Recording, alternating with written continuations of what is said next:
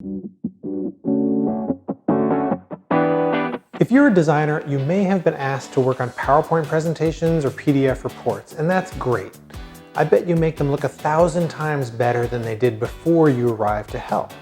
And if you're a good designer, you don't just make them look pretty, you probably make them better in every way. More readable, more sensible, and more compelling. And don't be offended by what I'm about to say.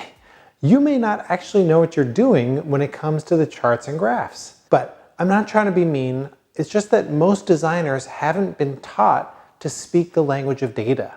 You wouldn't design something in Japanese if you didn't speak Japanese, right? And that's not even really a very good metaphor, because I'm talking about something even more fundamental than the meaning of the words on a page. When talking about speaking the language of data, I mean understanding some basic concepts that will help you make sure you're communicating the right things about your data.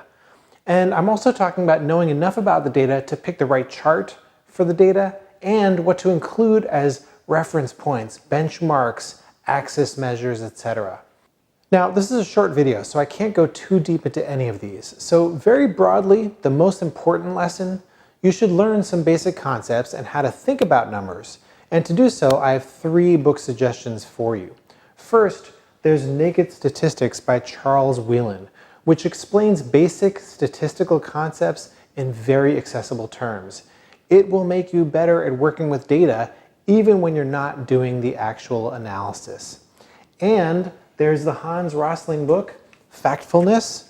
This one focuses in on assumptions we make about data, how and why we're wrong about them, and in the process, it teaches a lot of concepts related to data literacy, which again, will make you better as a consumer of and producer of data-driven stories.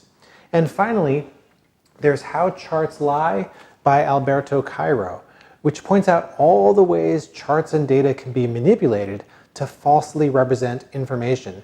This is not a handbook for lying with data, but it's rather a tool to help you become more critical and aware of data as you come across it as a consumer. In other words, it will help you be more data literate. Read those books, okay? And think about some of the work you do with data.